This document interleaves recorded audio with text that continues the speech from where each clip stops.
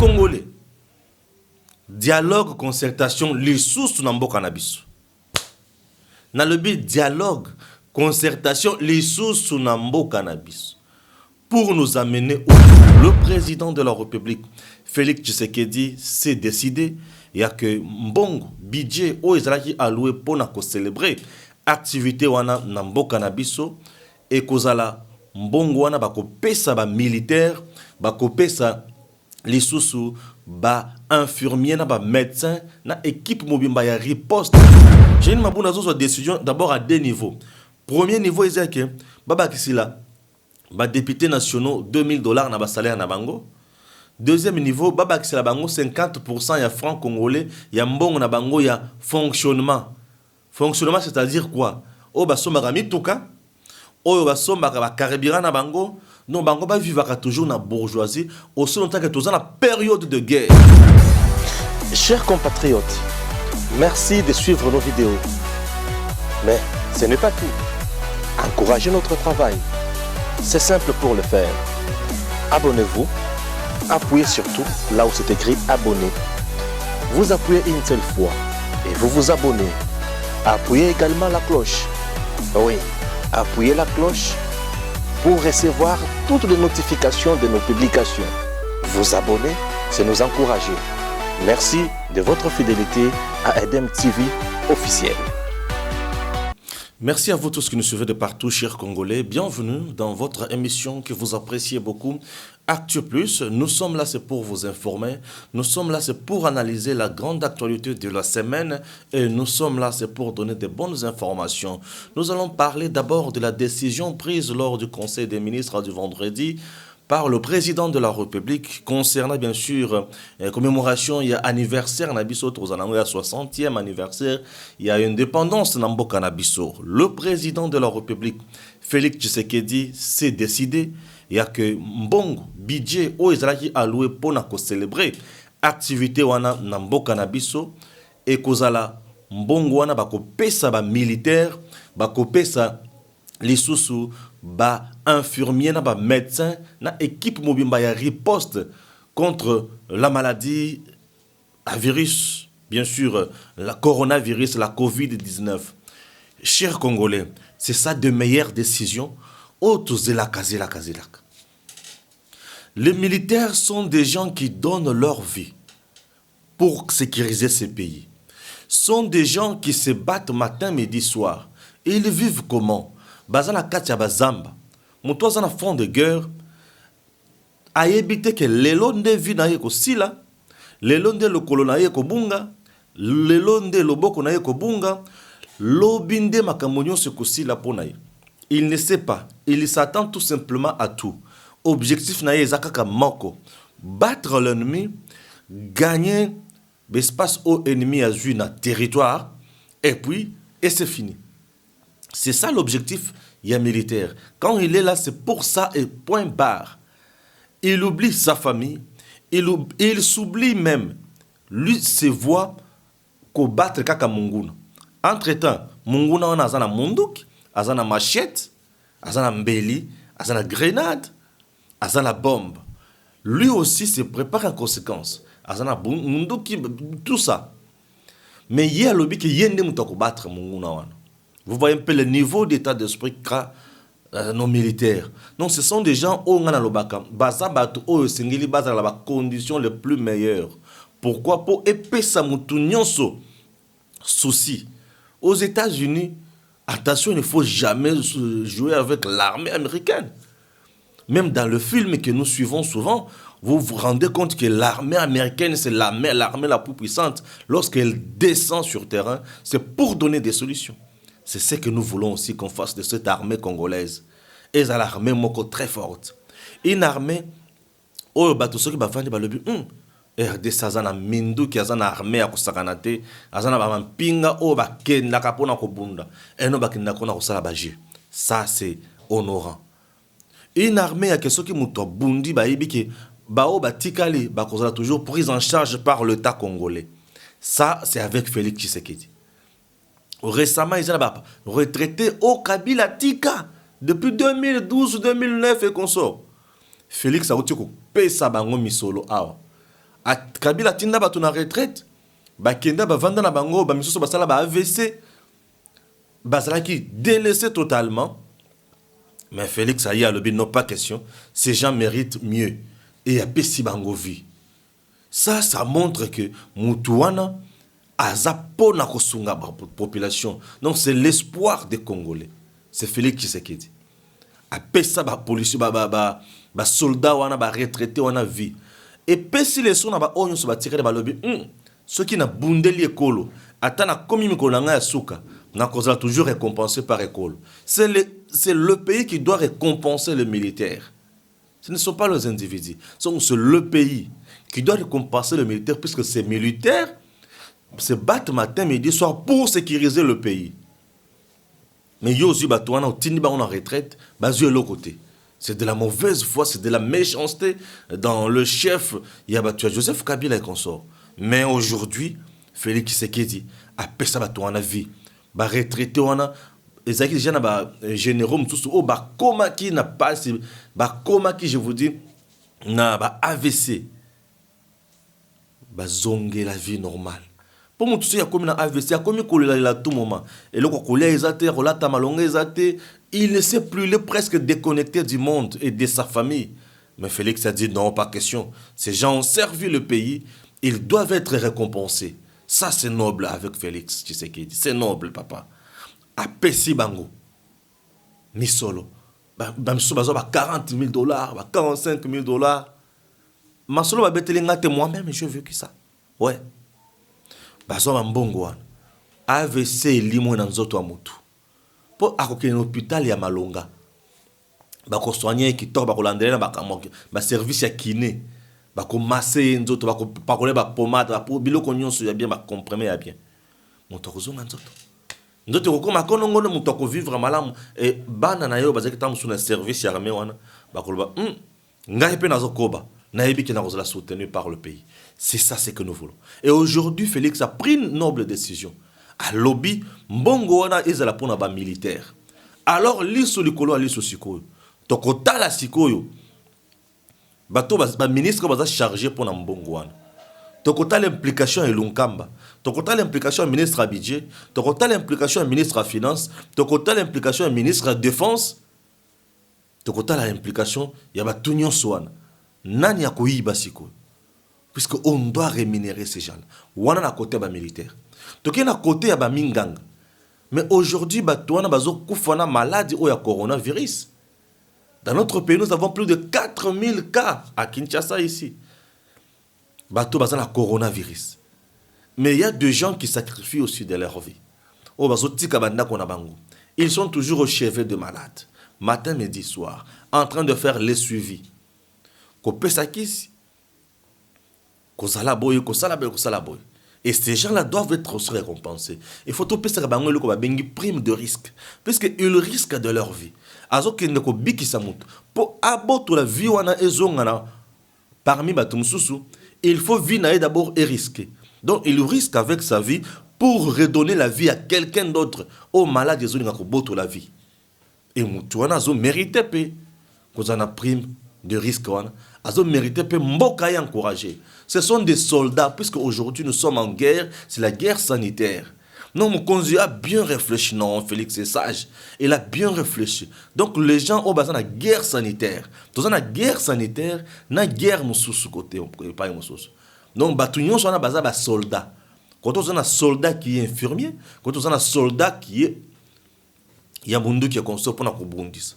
Tous deux, bazo bondis banguna. Quand on munguna zali malade pour nous bomanzoto. Quand on munguna zali alibanda pour nous koya ko boto la école. Et ça, c'est la meilleure des choses. Voilà des décisions de telles décisions, on ne peut qu'encourager. Et ça, c'est décision au Janine Mabunda Zozoate. Et ça, c'est décision au Janine Mabunda Zozoate. Janine Mabunda Zozoate, décision d'abord à deux niveaux. Premier niveau, c'est que Baba Kisila, député nationaux, $2000 na salaire na bango. Deuxième niveau, Baba Kisela Bango, 50% ya francs congolais, ya mbongo na bango ya fonctionnement. Fonctionnement, c'est-à-dire quoi? Oh, bah, sommarami touka. oyo basombaka bakaribira na bango, non bango ba vivaka toujours na bourgeoisie, aussi longtemps que tous na période de guerre. Tous na kati ya guerre. État d'urgence sanitaire, tous na ngona mboka. C'est la guerre. Nous sommes pendant une guerre. Une guerre sanitaire. Mais guerre sanitaire, bango, il faut pas vivre bango bien. Pour bango nde baza ba extra pour les population moussous. Ça c'est une des choses. Otoko continue toujours à dénoncer. Janine Mabunda est toujours animée de mauvaise foi et elle n'est pas digne d'être appelée honorable. Non, elle ne représente pas les intérêts du peuple. Elle représente l'intérêt à Batunaye, Baninganaye. Elle représente l'intérêt à la population. Toko Isiko, la réaction, après, Makambo il y a une assemblée nationale, le parlement. Batulelo bazo le lamingi. Bato bazo le lamingi. Et là, qu'on y sali qui la police aïa, ba juge bati na bongo. Et ça le passage en force à Janine Mabunda. Avoir la majorité parlementaire ne vous donne pas l'autorisation de marcher sur d'autres institutions, de marcher sur les lois et les principes du pays. Non. Vous avez votre majorité parlementaire, c'est pour l'exercer dans un domaine ou bien dans un contexte donné. Ce n'est pas pour marcher sur toutes les institutions. Chaque institution, selon l'article 151 de la Constitution, est libre. Le pouvoir judiciaire est indépendant. Il y a Kosala Moussala Naye. Oh, inviolabilité, il y a parlé du peuple. Non, quelle inviolabilité? Inviolabilité, bino bozana kata illégalité, bino bozana kata ko violer pouvoir judiciaire, bah respecter, non. Lorsque inviolabilité a parlé du peuple, et ça lorsque vous êtes dans l'exercice normal. Mais ici, il ne s'agissait pas de l'exercice normal. Il y a parole, la bino attribution à binoté. Ici, il y avait déjà une règle, une exception. Il y avait déjà Mibeko Baloba qui est beau sur soir nano, beau tika nano. Bino Bolobibo, c'est le passage en force.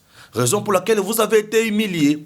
Les députés ont été humiliés à cause il y a passage en force. Lorsque vous voulez créer un bras de fer avec la justice, vous serez toujours soumis à l'humiliation. Et en gros, humilier l'Assemblée nationale. On n'a pas humilié une Assemblée nationale dans plein droit. Non. Humilier Bino puisque vous avez voulu faire le passage en force. Attention, j'ai toujours dit que la force de Félix aujourd'hui, c'est la justice. Puisque le gouvernement, le parlement, et ça en a beaucoup. Il y a des adversaires. Il y a une réaction à bango. Inviolabilité, et ceci, et Barnabé qui caille. C'est pas le luxe de dire quoi? De cracher que la justice contre le parlement. L'UDPS contre le PPRD. La cache contre le FCC, non, écoutez. Au bazan la carte pour bloquer le chef de l'État, ils ont bino. Ils ont eu de pesté. Ils ont justice. La justice, ils ont eu sembo. Ils ont eu le kabatouille sur base à l'anzela. Quand Mabunda a un problème, dans Jean-Jacques Mamba, à 5 époques, à 5 justice pour Jean-Jacques Mamba, justice est accordée. Wana justice est mabete. Pour ils ont un avantage naïe. Wana ils ont mabete. Lokola Mamba zaki pion na bino bo utilizaki pour na ko isakabundo wana zaki mabete. Est-ce que j'avais d'abord urgence dans makambo wana? Tala makambo izana urgence o mokonza mboka za kosa. Et batu so bazali komona ke ba décision ezali ya malonga. Eza obino bo ali kosa te. Et Karou Bibine vous dit que le Parlement aujourd'hui c'est le cœur même du pouvoir de Joseph Kabila. Oui, on le sait. Parlement, ils ont cœur et pouvoir à Joseph Kabila. Mais voyez un peu ce qui est paradoxal. Assemblée nationale, on a humilié no bongo. Population congolaise, population quinoise. Attends, tout mon côté azana passe. Attends, tout mon côté azo se révolter. Pour na koloba ke wana baza ba représentant na biso, boko sala bango boyete. Non, tout le monde content. Et mais pourquoi tout le monde peut être content comme ça? C'est plus que vous êtes vraiment une bande de gens au ponako nyoko la kaka mboka. Bato basolo kaka intérêt na bango. Une bande de jouisseurs. Donc bango bazana pona kaka intérêt na bango. Et Kikaya nous dit que ils ont pouvoir, ils ont le cœur de Joseph. Cœur naie pour na ko bloquer bato. cœur na ye pona ko servir mboka te. Cœur ya Joseph wana parlement wana banda manda nyonso Joseph, le parlement nous a fourni quoi de bon au servir mboka na biso. Mi beko nyonso ya malonga parlement azwa toujours en faveur à Kabila. Imaginez-vous d'abord, bazwa disposition mobimba ya constitution. Ba chanja yango ba pesa Kabila yemoko. Imaginez-vous bato wana. Bosoba na mibeko bazwa pona Kabila wana. Mokolo bango bakozonga kana pouvoir. Nyonso o batia pona ancien président de la République wana bako changer biloko wana. Je connais ces gens-là. Ce sont des gens qui mité mayaza bolo basa batoko sakana bango te. Bako changer ka biloko nyonso wana. Aujourd'hui, puisque bayibi keza na faveur ya mutu na bango, et ce n'est pas sunga, ya basa la nyonso, ba bercer. Un individu qui vous touche 670 000 dollars le mois. Yemoko. Au moment où mutu, il y a ça la pension. Mais au moment où mutu mususu, azo sala, bazo futa combien? 75 dollars. T'as la niveau ya mutu mamabe ya batouana. T'as la niveau ya mutu mamabe. 100 dollars. Entre-temps, bango mususu, baba qui se la kaka bango. Vous vous imaginez? Et batouana, vous voulez nous dire que Baza va représenter le peuple? Non. Ce sont les représentants ya Batuna Bango. Ce sont les représentants ya Mutuna Bango. Chers Congolais, dialogue, concertation, les sources na mboka na biso. Na lobi dialogue, concertation, les sources na mboka na biso. Pour nous amener où? Et la formule les andengenines. Na ofongola, je vous ai toujours dit que je suis la boîte à Pandore. Stéphane Balamwangi. Naza déjà na benfo. Et ça na dialogue déjà ezolinga yesalema déjà na mboka na biso. Dialogue wana eko réunir banani. Kabila, Félix, banani susu, Moïse Katumbi, Bemba, Kamere. Et dialogue wana nde mutu ekoya pona ko sauver Vital Kamere, puis ça vous allez condamner. Kamere sera condamné. Mais Kamere sera condamné à vendre dans la prison. Mais pour quelque temps, puisque l'air va côté dans dialogue wana et qu'on mettre en place ce qu'on appelle mesures de décrispation politique. Et ces mesures de décrispation politique et que ça la pona ko bimisa bato oyo nyonso bazalaki bakangami pona ko tia climat serein na mboka na biso. Et climat serein na mboka na biso wana et ko mema bato siko ke ba bimisa Kamere pe na prison. Na pesi bino déjà information en avance. Makambo wana ezo ya kalate yao. Vous comprenez? De makambo wana ezo ya kalate yao. Et makambo wana tani kosala mabongo Fayulu nde bati pembeni. Je me demande pourquoi bati Fayulu pembeni. Balobi bango ba procéder ba kende modèle wana. Batu ensemble na batu mususu bazoluka ba kota siko na pouvoir ezanini. Bazana posa ba kota na pouvoir na nzela ya dialogue. Pour baloba na batu ke ba kota na pouvoir na nzela ya dialogue et non ba ye pas Félix Yemoko. Et de trois, ces gens-là, bazana posa bazwa mbongo pour ba préparer ce élection. Élection et kosalema na 2023 t. Je vous dis, je vous préviens encore. Élection salema na 2023 t. Puisque makambo nyonso yo tiko lekana ya Covid oyo, le pays est paralysé, ça il n'y a pas eu fonctionnement malamu. Makambo tout, mbongo tout dirigé na makambo ya Covid. Élection et kosalema na 2025. Ça je vous dis. Ah oui. Élection seulement en 2025. Même en 2023, ils en 2023. Le 30 décembre 2023. C'était presque en 2024. Mais l'élection seulement en 2025. Et puisque le Covid et nyokoli makambo et nyokoli l'économie yamboka, tout est bloqué, rien ne fonctionne. On recommence presque à zéro pour placer des nouvelle base pour n'amboka kendeli bosso. Donc makambo nyonso na fait que l'élection c'est en 2025. Bazana pour ce ko ba luka ba diriger na ba concertation na ba dialogue que tout le monde soit là pour to kende na kimia tikuna. Est-ce que kosimba te tozotala la bango po toyeba ki kozala ndenge nini. Puisque biso toyebi na mboka na biso. Dialogue, concertation, c'est la même chose et ça a toujours abouti à une seule chose, le partage des pouvoirs, des postes entre les politiques. Et souvent makamoni s'entend toujours bongo. Est-ce que solution est toujours? Il y a eu beaucoup de dialogues dans ce pays. Est-ce que peut sa solution dans les Congolais? Les dialogues en RDC et peut sa solution dans la population, ce sont des dialogues qui donnent des solutions aux politiciens. Donc le politicien de vendre des partis politiques de satellites, les partis politiques mallettes au Basanganaka pour baser la poste ministérielle, la poste et consort. Bakambo est allé mandataire au président de la République à Otaki Konome. Nous allons voir tout le monde Azaki contre mandataire au président nommé. Tout le monde. Maintenant, aujourd'hui, brèche on a offert les années. Kabila na batunaye ba boya ko notifier Baba Kyungu na batumususu na Jekamine pe na SNCC. Awa ba nommé déjà ba mandataire ya sika. Tozotala. Kyungu na batu nyonso wana bakozala notifier na même sac oyo to bako notifier kaka batu wana pe Kyungu wana bakotikala. Tokoya kolobela likambo wana après notification na flasher bino kaka. Trop c'est trop. Ba bêtise il faut esengeli esila. Dans ce pays le président c'est Félix Tshisekedi. La coalition certes oui. Le gouvernement aux âmes beaucoup plus FCC oui.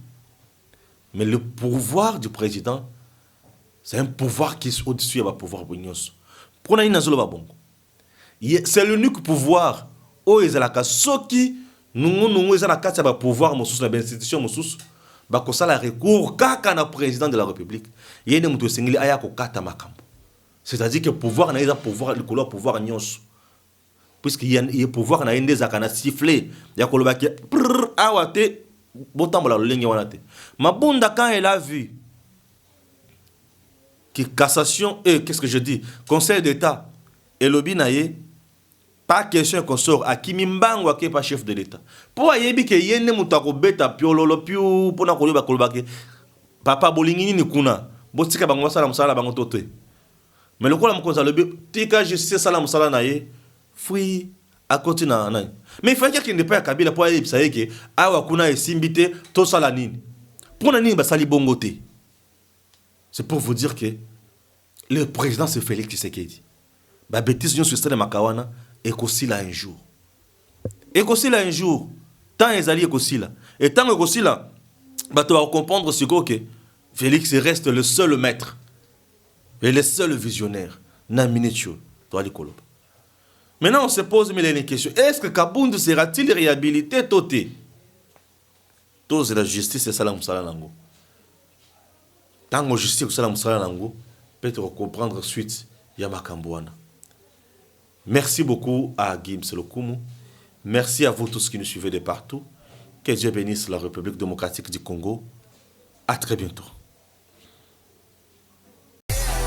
Chers compatriotes, merci de suivre nos vidéos. Mais ce n'est pas tout. Encouragez notre travail. C'est simple pour le faire. Abonnez-vous. Appuyez surtout là où c'est écrit abonner. Vous appuyez une seule fois et vous vous abonnez. Appuyez également la cloche. Oui, appuyez la cloche pour recevoir toutes les notifications de nos publications. Vous abonner, c'est nous encourager. Merci de votre fidélité à Edem TV officiel.